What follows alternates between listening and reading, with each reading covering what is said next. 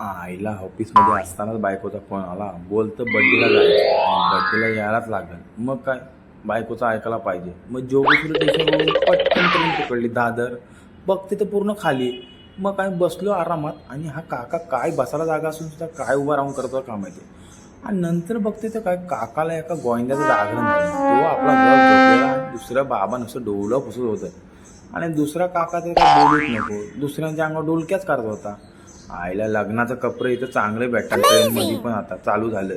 पहिलं माहीत असतं तर ह्यातूनच ड्रेस घेतला असता. लय भारी भारी ड्रेस होता. मग काय बाजूला बघते तर काय गणपतीला जाणार ट्रेन गेली. मग माझा जीव काही राही नाही बाबा. आणि हा काका काय बघा कोणाशी चॅटिंग करते काय नाही, डिलीट करून ठेवते म्हणजे बायकोला कळायला नको. बघते तर काय दादर आलं बाबा एकदाचं. दादर आल्यानंतर बाबा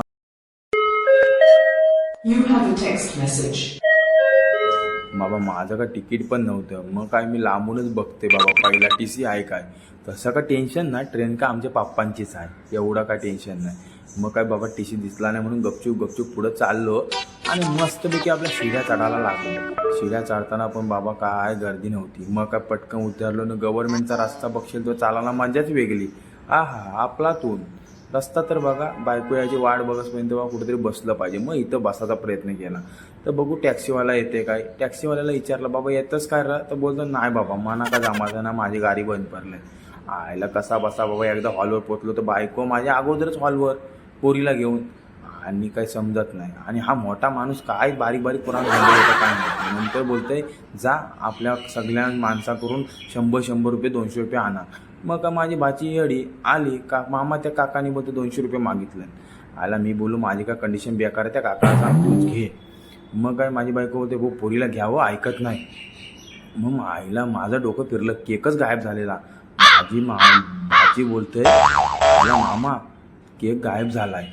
याला समजा नाही. त्या बोलतो कॅमेरावाल्याने घेतला असेल. त्या कॅमेरावाला का होता बाबा मी काय घेतला नाही, मना पण केकच पाहिजे. आणि पाठचा माणूस बोलते कधी तुमचं उरागते ना, मी कधी जेवायला बसते, मना आले कंटाला. आईला डेकोरेशन एकदम करकच झालेलं. मी पण जेवणासाठी बॅग बी आणलेली, राहिलेलं सगळं डब्यात घेऊन जाणार होतो. आयला माझी पोरगी ऐकत नाही. चला पप्पा जेवणाची तयारी चालू झाली तिकडं. त्याला केक कुठे गेला असं माझी पोरगी विचार करत होती. ही माझी भाची बोलते आज फुगा पण घरी घेऊन जायचं मामा. आईला बघते तर बाहेर काय इकडे आई जेवणाचा दुर्गूस उरवलाय. मग माझी बायको ऐकत नाही. माझी पोरीला दिली माझ्याकडे आणि बायको आणि माझी भाची गेली जेवायला. मी उपाशी राहणार वाटतं आज.